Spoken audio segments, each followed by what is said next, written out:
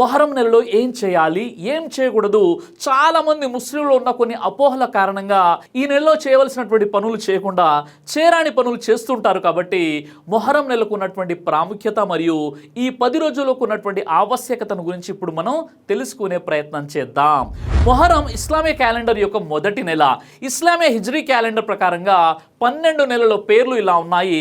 మొదటిది మొహరం, రెండవది సఫర్, మూడవది రబీయుల్ అవ్వల్, నాలుగవది రబీయుల్ సాని, ఐదోది జమాదుల్ ఊలా, ఆరోది జమాదు సాని, 7 రజబ్, 8 షాబాన్, 9 రమదాన్, 10 షవ్వాల్, 11 జుల్ఖాదా, 12 దుల్హిజ్జా. ఈ 12 మాసాలనే ఇస్లామీ హిజ్రీ క్యాలెండర్ నెలలు అంటారు.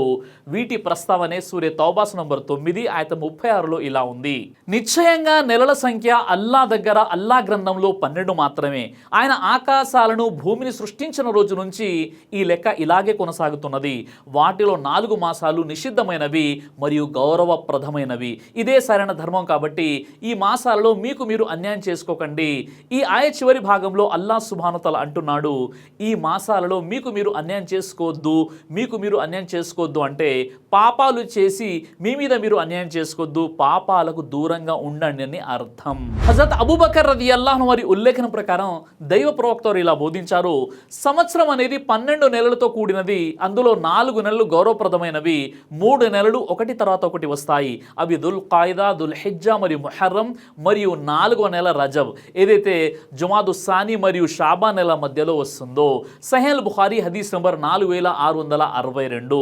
అలాగే ఖురాను గ్రంథంలోని సూర బఖరాస్ నంబర్ 2 ఆయతం 217లో అల్లాహ్ ఈ విధంగా తెలియజేస్తున్నాడు, ఓ ప్రవక్త నువ్వు వారికి చెప్పు, ఈ మాసాలలో యుద్ధం చేయటం మహా అపరాధం. అంటే ఈ 2 వాక్యాల ద్వారా మనకు అర్థమయ్యే విషయం ఏమిటంటే గౌరవప్రదమైన మాసాలలో పాపాలకు దూరంగా ఉండాలి, గొడవలకు, అల్లర్లకు, రక్తపాతాలకు మనం దూరంగా ఉండాలి. ఒక ముస్లింగా ఇలాంటి పనులకు మనం ఎప్పుడు దూరంగా ఉండాలి.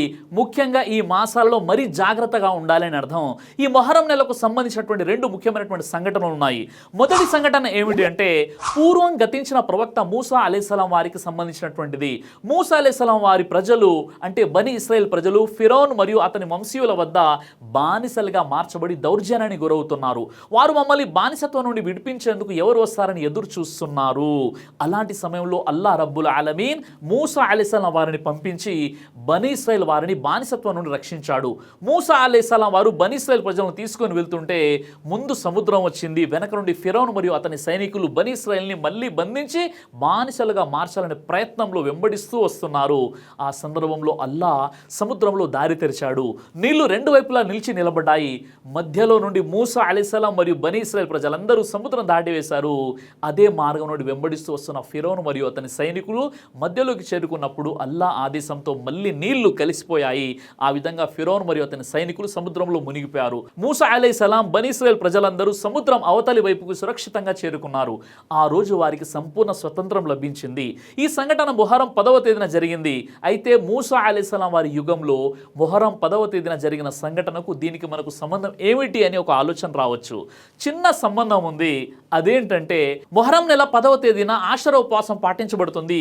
ఈ ఆషరా ఉపవాసం ప్రవక్త ముహమ్మద్ సల్లల్లాహు అలైహి వసల్లం వారు మక్కాలో ప్రవక్తగా ఉన్నప్పుడు మక్కావాసులు ప్రవక్త ముహమ్మద్ సల్లల్లాహు అలైహి వసల్లం వారు ఆషరా రోజు ఉపవాసం పాటిస్తుండేవారని కొన్ని చారిత్రక గ్రంథాల్లో ఆధారాలు కూడా దొరుకుతున్నాయి. అయితే ప్రవక్త ముహమ్మద్ సల్లల్లాహు అలైహి వసల్లం వారు మక్కాలో ఉన్నప్పుడు ఈ ఆషరా మొహరం 10వ తేదీన ఉపవాసం పాటించమని ఆదేశించలేదు. ఎప్పుడైతే ప్రవక్త ముహమ్మద్ సల్లల్లాహు అలైహి వసల్లం మక్కా నుండి మదీనాకు వలస వెళ్ళిపోయారో అక్కడ మదీనా పరిసరాల్లో ఉంటున్నటువంటి యూదులు ఈ మొహరం 10వ తేదీన ఉపవాసం పాటిస్తుండటాన్ని గమనించారు. ప్రవక్త ముహమ్మద్ సల్లల్లాహు అలైహి వసల్లం వారు యూదులతో మీరు ఈ 10వ తేదీన ఉపవాసం ఎందుకు ఉంటున్నారని ప్రశ్నించారు. అప్పుడు యూదులు మూసా అలైహిస్సలాం మరియు బనీ ఇస్రాయేల్ ప్రజలకు అల్లాహ్ ఈ నెల 10వ తేదీన బానిసత్వం నుండి రక్షించి స్వతంత్రం ఇచ్చాడు కాబట్టి దానికి కృతజ్ఞతగా మేము ఉపవాసం పాటిస్తున్నామని సమాధానం ఇచ్చారు. అప్పుడు ప్రవక్త ముహమ్మద్ సల్లల్లాహు అలైహి వసల్లం వారు అన్నారు, మూసా అలైహిస్సలాం వారికి లభించిన అనుగ్రహానికి ప్రతిఫలంగా మీకంటే ఎక్కువగా మేము కృతజ్ఞత తెలుపడానికి హక్కుదారులం అన్నారు. ఆ తర్వాత ప్రవక్త వారు ముస్లింలకు మొహరం 10వ తేదీన ఆషరా ఉపవాసం పాటించమని ఆదేశించారు. ప్రవక్త ముహమ్మద్ సల్లల్లాహు అలైహి వసల్లం వారి ఆదేశంతో ముస్లింలు అందరూ అప్పటి నుండి మొహరం 10వ తేదీన ఉపవాసం పాటించడం ప్రారంభించారు. అల్లాహ్ కూడా ప్రారంభంలో ఈ మొహరం 10వ తేదీన ఆషరా ఉపవాసాన్ని విధిగా అంటే ఫరజ్గా చేశాడు. కానీ ఎప్పుడైతే అల్లాహ్ సుబ్హానహు వ తఆలా రమదాన్ ఉపవాసాలు విధి చేశాడో అప్పుడు ఈ మొహరం ఉపవాసం నఫీల్ అయిపోయింది. రమదాన్ ఉపవాసాలు మనకు ఫరజ్గా విధిగా మిగిలి ఉన్నాయి. అయితే మరో ముఖ్యమైనటువంటి చెప్పినటువంటి విషయం ఏంటంటే అల్లాహ్ కొన్ని సంవత్సరాల తర్వాత యూదులను అనుసరించవద్దు అని ఒక నిబంధన తెలియజేశాడు. ప్రవక్త సల్లల్లాహు అలైహి వసల్లం వారు ఈ విషయం సహబాలకు తెలియజేశారు. ప్రవక్త వారు ఈ విషయం సహబాలకు తెలియజేసినప్పుడు సహబాలు ప్రవక్త సల్లల్లాహు అలైహి వసల్లం వారిని, ఓ దైవ ప్రవక్త, యూదులు కూడా మొహరం 10వ తేదీన ఉపవాసం పాటిస్తారు, ముస్లింలు కూడా 10వ తేదీన ఉపవాసం పాటిస్తారు, అప్పుడు మనం యూదులను అనుసరించినట్లు అవుతుంది కదా అని అన్నారు. అప్పుడు ప్రవక్త ముహమ్మద్ సల్లల్లాహు అలైహి వసల్లం వారు దానికి సమాధానంగా ఇలా అన్నారు, ఆషురా అంటే మొహరం 10వ తేదీన ఉపవాసం పాటించండి, యూదులను వ్యతిరేకిస్తూ మొహరం 10వ తేదీ ఉపవాసంతో పాటు ఒక రోజు ముందు అంటే 9వ తేదీ కూడా మీరు ఉపవాసం పాటించండి అన్నారు. అంటే 10వ తేదీ ఉపవాసంతో పాటు ఒక రోజు ముందు అనగా 9వ తేదీ కూడా ఉపవాసం పాటించాలి. ఎవరైతే 9, 10 ఉండలేదో వారు కనీసం 10, 11 కూడా ఉపవాసం పాటించవచ్చు. ఈ విషయానికి సంబంధించి స్వయంగా ప్రవక్త ముహమ్మద్ సల్లల్లాహు అలైహి వసల్లం వారు ఏం కోరుకున్నారు అంటే, ఇన్షా అల్లా తలిస్తే మనం 9వ మొహరం నాడు కూడా ఉపవాసం ఉందామని అన్నారు. ఈ రెండు విషయాలను దృష్టిలో పెట్టుకుని ధార్మిక పండితులు చెప్పే విషయం ఏంటంటే, మొహరం 10వ తేదీన ఉపవాసం ముఖ్యమైనది, దానితో పాటు 9వ తేదీన ఉపవాసం పాటించినట్లయితే ఇది ఉత్తమమైనటువంటి విధానం. ఒకవేళ ఒక వ్యక్తి 9వ తారీఖు ఉపవాసం పాటించడం కుదరనట్లయితే అతను మొహరం 10వ తేదీన ఉపవాసం పాటిస్తూ 11వ తేదీన కూడా ఉపవాసం పాటించాలని పండితులు అన్నారు. అయితే ఈ ఉపవాసాలు పాటిస్తే దక్కే ఫలితం ఏంటంటే, ప్రవక్త సల్లల్లాహు అలైహి వసల్లం అన్నారు, రమదాన్ ఉపవాసాల తర్వాత మొహరం ఉపవాసాలు చాలా విశిష్టత కలిగినటువంటివి, నఫీల్ ఉపవాసాలన్నింటిలో మొహరం ఉపవాసం చాలా గొప్పది అని చెప్పారు. ఈ ఉపవాసాల ద్వారా అల్లా దాసుని యొక్క గత ఒక సంవత్సరం పాపాలు అన్నీ కూడా మన్నిస్తాడు. కాబట్టి మొహరం 9, 10 తేదీలలో మనం ఖచ్చితంగా ఉపవాసం పాటించాలి. ఒకవేళ 9, 10 లేనటువంటి వారు 10, 11 తేదీల్లో ఖచ్చితంగా ఉపవాసం పాటించండి ఇన్షా అల్లా తలుచుకుంటే ఒక సంవత్సరపు పాపాలన్నీ కూడా మన్నిస్తాడు. కాబట్టి మొహరంకి సంబంధించి రెండవ సంఘటన ఏమిటంటే, ఇదే మొహరం నెల 10వ తేదీన ప్రవక్త ముహమ్మద్ సల్లల్లాహు అలైహి వసల్లం వారి యొక్క రెండవ మనవడు హజరత్ హుస్సేన్ రదియల్లాహు అన్హు వారు కర్బలా మైదానంలో షహీద్ అయ్యారు, వీరమరణం పొందారు. ప్రవక్త ముహమ్మద్ సల్లల్లాహు అలైహి వసల్లం వారి మరణం అనంతరం అబూబకర్, ఉమర్, ఉస్మాన్, అలీ, మావియా, హసన్ రదియల్లాహు అన్హు అజ్మాయిన్ వీళ్ళంతా నాయకులు. వీరి మరణం తర్వాత యజీద్ అనే వ్యక్తికి నాయకత్వం ఇవ్వబడింది. అప్పుడు హుస్సేన్ రదియల్లాహు అన్హు వారు బయత్ ప్రతిజ్ఞ చేయలేదు. ఈ విషయాన్ని ఇరాక్లోని కూఫా పట్టణానికి చెందిన వాళ్ళు తెలుసుకుని హుస్సేన్ రదియల్లాహు అన్హు వారిని మీరు మా వద్దకు రండి అని ఆహ్వానిస్తూ చరిత్రకారులు తెలియజేసిన దాని ప్రకారం దాదాపు 500 ఉత్తరాలు రాశారు. ఇక వారు అంతగా పిలుస్తున్నారని అప్పుడు హుస్సేన్ రదియల్లాహు అన్హు వారు వారి కుటుంబంతో పాటు కూఫా పట్టణానికి బయలుదేరారు. ఈలోపు గవర్నర్గా ఉన్న ఉబైదుల్లా బిన్ జియాద్ మాకు వ్యతిరేకంగా బయత్ చేసే జాగ్రత్త, మీ భార్యలు విధవలైపోతారు, మీ పిల్లలు అనాథలవుతారని హెచ్చరించాడు. అతని హెచ్చరికలకు భయపడిపోయిన కూఫా ప్రజలు ఎవరైతే ఉత్తరాలు రాసి ఆహ్వానించారో వారే హుస్సేన్ రదియల్లాహు అన్హు గారికి వ్యతిరేకంగా వచ్చి యుద్ధం చేశారు. ఆ యుద్ధంలో హుస్సేన్ రదియల్లాహు అన్హు వారు షహీద్ అయ్యారు. ఈ విధంగా కర్బలా మైదానంలో 10వ మొహరం 61 హిజ్రీలో ప్రవక్త సల్లల్లాహు అలైహి వసల్లం వారి యొక్క మనవడు ఇమాం హుస్సేన్ రదియల్లాహు అన్హు షహీద్ అయ్యారు. ఇమాం హుస్సేన్ రదియల్లాహు అన్హు వారు చాలా విశిష్టత కలిగినటువంటి వారు. ప్రవక్త ముహమ్మద్ సల్లల్లాహు అలైహి వసల్లం వారు ఇలా అన్నారు, హసన్ మరియు హుస్సేన్ ఈ ప్రపంచంలో నా 2 పుష్పాలు అన్నారు. హసన్ మరియు హుస్సేన్ స్వర్గంలో యువకులకు నాయకులు అని చెప్పారు. ఎవరైతే హసన్ రదియల్లాహు అన్హు మరియు హుస్సేన్ రదియల్లాహు అన్హు వారిని అభిమానిస్తారో వారు నన్ను అభిమానించినట్లు, ఎవరైతే వారిని వ్యతిరేకిస్తారో వారు నన్ను ద్వేషించినట్లని ప్రవక్త వారు చెప్పారు. ప్రవక్త ముహమ్మద్ సల్లల్లాహు అలైహి వసల్లం వారు ఇమాం హసన్ మరియు హుస్సేన్లను తన గుండెకు హత్తుకొని ఈ విధంగా అన్నారు, ఓ అల్లా, వీరిద్దరిని నేను ప్రేమిస్తున్నాను కనుక నీవు కూడా వీరిని ప్రేమించు అని దువా చేశారు. ఇవన్నీ హసన్ హుస్సేన్ వారి విశిష్టతలు. అదేవిధంగా ప్రవక్త మరియు సహబాలు అలాగే ప్రతి విశ్వాసి హసన్ హుస్సేన్ రదియల్లాహు అన్హు వారిని ప్రేమిస్తాడు మరియు అభిమానిస్తాడు, గౌరవిస్తాడు. ఇలాంటి సంఘటనలు విన్నప్పుడు బాధ కలిగి ఇన్నా లిల్లాహి వ ఇన్నా ఇలైహి రాజిఊన్ అని పఠిస్తాం. మన అందరం కూడా పఠించాలి. కానీ హుస్సేన్ రదియల్లాహు వారి పేరుతో చాలా మంది చేరాని పనులు చేస్తున్నారు. పీర్ల పండుగ అని పంజాలు కూర్చోబెట్టి అక్కడ ఆ పంజాలు 10 రోజుల నుంచి చదివింపులు చేస్తారు, డోలు బాజాలు వాయించుకుంటారు, ఊరేగింపులు చేస్తారు, అలాగే అగ్ని మీద పరిగెడతారు, రొమ్ములు బాదుకుంటారు, తల బాదుకుంటూ బట్టలు చించుకుంటారు, శరీరాలకు తలలకు గాయాలు చేసుకుంటూ ఏడుస్తారు. ఇవన్నీ చేయాలని ఎక్కడ కూడా ఇస్లాంలో లేదు, అల్లా మరియు ప్రవక్త వారు చెప్పలేదు. ప్రవక్త ముహమ్మద్ సల్లల్లాహు అలైహి వసల్లం వారు హుస్సేన్ రదియల్లాహు అన్హు వారు పసితనంలో ఉన్నప్పుడు ఒక విషయం చెప్పారు. ఒకరోజు ప్రవక్త దుఃఖిస్తున్నారు. కొంతమంది చూసి ప్రవక్త అని ప్రశ్నించారు, ఓ ప్రవక్త మీరెందుకు దుఃఖిస్తున్నారు, కారణం ఏంటి అంటే ప్రవక్త ముహమ్మద్ సల్లల్లాహు అలైహి వసల్లం వారు అన్నారు, ఇప్పుడే నా వద్దకు వచ్చిన దైవదూత తెలియజేశాడు, నా ఈ బిడ్డ హుస్సేన్ రదియల్లాహు వారు భవిష్యత్తులో షహీద్ చేయడం జరుగుతుంది. ఏ ప్రదేశంలో షహీద్ చేయబడతాడో ఆ ప్రదేశం మరియు ఆ మట్టిని కూడా చూపించడం జరిగిందని ప్రవక్త ముహమ్మద్ సల్లల్లాహు అలైహి వసల్లం వారు అన్నారు. ఇక్కడ గమనించవలసినటువంటి విషయం ఏంటంటే, ప్రవక్త ముహమ్మద్ సల్లల్లాహు అలైహి వసల్లం వారు హుస్సేన్ రదియల్లాహు వారిని భవిష్యత్తులో ఆయన షహీద్ అవుతారు అని చెప్పారు కదా. మరి ఆయన షహీద్ అయిన రోజును పురస్కరించుకొని ఇవన్నీ చేయమని ఎవరు చెప్పారు? ప్రవక్త ముహమ్మద్ సల్లల్లాహు అలైహి వసల్లం వారు ఇవన్నీ చేయమని చెప్పారా? చెప్పలేదు కదా. ప్రవక్త ముహమ్మద్ సల్లల్లాహు అలైహి వసల్లం వారు లేదా సహాబాలు ఎవరైనా ఇలా ఆచరించి చూపించారంటే అలాంటి ఎలాంటి ఆధారం కూడా మనకు సహీ హదీస్లో ఎక్కడ కూడా లభించదు. మరి అలాంటప్పుడు మనం ఎందుకు చేస్తున్నాం అంటే, మనకు ఇస్లాంపై సరైనటువంటి అవగాహన లేదు. ధర్మంలో కొత్త విషయాలను చేర్చే ప్రయత్నం చేసే కొందరు ఉన్నారు. వారి అడుగుజాడల్లో నడుస్తూ పూర్తిగా ఖురాన్ హదీస్లకు వ్యతిరేకంగా ఇలాంటి పీర్ల పండుగలు జరుపుకునేటటువంటి వారు ఈ రోజు కూడా ముస్లింలు కొంతమంది ఉన్నారంటే చాలా బాధాకరమైనటువంటి విషయం. ప్రవక్త ముహమ్మద్ సల్లల్లాహు అలైహి వసల్లం వారు ఇలాంటి విషయాల్ని తీవ్రంగా ఖండించారు. గుండెలు బాదుకుంటూ ఏడవడం, కత్తులతో కోసుకోవడం ఇది ఇస్లామీయ సాంప్రదాయం కాదు, అజ్ఞాన కాలం నాటి సాంప్రదాయం.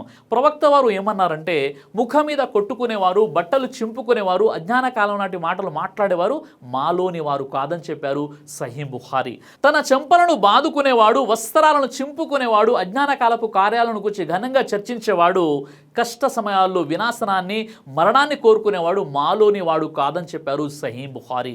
ఇంకా ప్రవక్త వారు ఏమన్నారంటే, శోక గీతాలాపన చేసే స్త్రీ తన మరణానికి ముందు గనక తౌబా అంటే పశ్చాత్తాపం చెందకపోతే ప్రళయం రోజు తన శరీరంపై గజ్జి దురత వ్యాపించి పుండుగా గంధకపు వస్త్రాలు ధరించి ఉన్న స్థితిలో లేపబడుతుంది అని ప్రవక్త చెప్పారు. కాబట్టి ఇలాంటి మూర్ఖపు పనులకు దూరంగా ఉండాలి. ఇస్లాంలో ప్రతి క్రొత్త పోకడను బిదాత్ అని అంటారు. ప్రతి బిదాత్ మార్గభ్రష్టత అవుతుంది. ప్రతి మార్గభ్రష్టత నరకానికి దారితీస్తుంది. అబూ దావుద్ హదీసు గ్రంథంలో ఈ విషయాన్ని మనం చూడవచ్చు. ఎవరైతే మా ధర్మంలో లేనిపోని విషయాలు సృష్టిస్తాడో అతను ధూత్కారి అని ప్రవక్త వారు చెప్పారు. ఇంకా ప్రవక్త వారు అన్నారు, నా సహచరులను దుర్భాషలాడకండి. నా ప్రాణం ఎవరి చేతుల్లో ఉందో ఆ శక్తివంతుని సాక్షిగా మీలో ఎవరైనా ఉహద్ పర్వతం అంత బంగారం దానం చేసినా సరే అది నా సహచరులు చేసిన దానికి ఒక ముద్దు లేదా అరముదుకు కూడా సమానం కాలేదు. ముద్దు అంటే ఒక రకమైన కొలత అని సహీ బుఖారీలో మనం చూడవచ్చు. మరికొంతమందిలో ఉన్న ఒక అపోహ ఏంటంటే, మొహరం కూడా ఒక పండుగ అని. మొహరం అనేది ఎట్టి పరిస్థితుల్లో పండుగ కాదు. ఇస్లామియా హిజ్రీ క్యాలెండర్ ప్రకారంగా మొహరం అనేది మొదటి నెల. ఈ మొదటి 10 రోజులు చాలా ఔన్నత్యం కలిగినటువంటి రోజులు కాబట్టి ఈ 10 రోజులు కూడా మీరు ఉపవాసాలు పాటించవచ్చు. లేదంటే ఖచ్చితంగా మొహరం యొక్క 10వ తేదీ ఖచ్చితంగా ఉపవాసం పాటించాలి.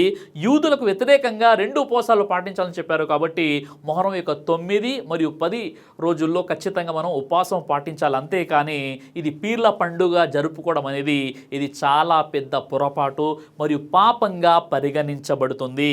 ఇస్లాం ధర్మంలో మనకు 2 పండుగలు ఉన్నాయి. ఒకటి ఈదుల్ అదహా, దీన్ని బక్రీద్ పండుగ అంటారు. రెండోది ఈదుల్ ఫిత్ర్, దీన్ని రమదాన్ పండుగ అంటారు. కాబట్టి ఈ 2 పండుగలే మనకు పండుగ. అలా కాకుండా మొహరం పేరుతో చేసేటటువంటి దురాచారాలను ఎట్టి పరిస్థితుల్లో మనం సపోర్ట్ చేయకూడదు, అందులో పాలు పంచుకోకూడదు. మరి ఒక విశ్వాసిగా ఇలాంటి విషయాలు చూసినప్పుడు మనం ఏం చేయాలంటే, ఖురాన్లోని ఈ దువా చదవాలి.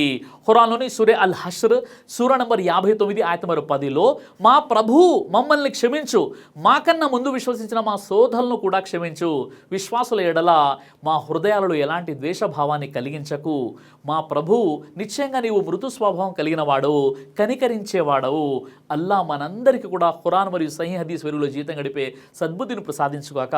అలాగే ధర్మాన్ని సరిగా అర్థం చేసుకొని ప్రవక్త మరియు సహాబాలు బోధించిన మరియు ఆచరించిన మార్గంలో మనము కూడా నడిచే భాగ్యాన్ని అల్లా సుబ్హానహు వ తఆలా మనందరికీ కూడా ప్రసాదించుగాక. ఆమీన్ యా రబ్బుల్ ఆలమీన్. దైవ ప్రవక్త ముహమ్మద్ సల్లల్లాహు అలైహి వసల్లం వారు తెలియజేశారు, కడుపుకు సంబంధించిన అన్ని రకాల వ్యాధులకు అద్భుతమైన ఔషధం తలిబిన. ఇది దైవ ప్రవక్త వారి సున్నత్, మంచి ఆహారం, ఇమ్యూనిటీ బూస్టర్, ఇందులో షిఫా ఉంది. ఇది మంచి ఔషధంగా కూడా పనిచేస్తుంది. కాబట్టి పిల్లలు అయినా పెద్దలు అయినా ఎవరైనా దీనిని ఉపయోగించవచ్చు. ఇందులో ఎలాంటి సైడ్ ఎఫెక్ట్ లేదు. ఖురాన్లో దైవం తెలియజేశాడు, తేనెలో మీకు స్వస్థత ఉంది. కాబట్టి స్వచ్ఛమైనటువంటి ఫారెస్ట్ హనీ కోసం మీరు సంప్రదించండి. అలాగే పురుషుల స్టామినా కోసం తయారు చేయబడినటువంటి హల్వా, ఇది అన్ని రకాల లైంగిక సమస్యలను దూరం చేసి వీర్య కణాల ఉత్పత్తికి సహాయపడుతుంది. మీ దాంపత్య జీవితాన్ని మరింత సంతోషకరంగా ఆత్మవిశ్వాసంతో నింపడంలో సహాయపడుతుంది. మరో విషయం, ఇక డయాబెటీస్తో కేవలం మేనేజ్ చేస్తూ బ్రతకాల్సిన అవసరం లేదు. డయా కంట్రోల్ సప్లిమెంట్ కేవలం బ్లడ్ షుగర్ను తాత్కాలికంగా తగ్గించడం కాదు, డయాబెటీస్ అసలు కారణంపై పనిచేస్తుంది. అలాగే మన శరీరాన్ని నిశ్శబ్దంగా నాశనం చేసే ప్రమాదాల్లో కొలెస్ట్రాల్ ఒకటి.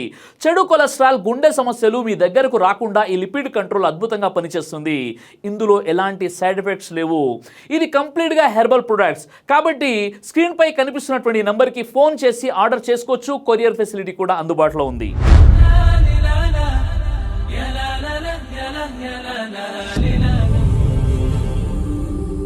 బ్రదర్ సిరాజ్ అని యూట్యూబ్ ఛానల్ని మీరు సబ్స్క్రైబ్ చేసినట్లయితే ఇన్షాల్లా దైవచిత్తం అయితే మీకు వీడియోస్ వస్తుంటాయి. అదేవిధంగా బ్రదర్ సిరాజ్ అనేటటువంటి ఫేస్బుక్ని కూడా లైక్ చేయడం వల్ల మీకు వీడియోస్ వస్తుంటాయి.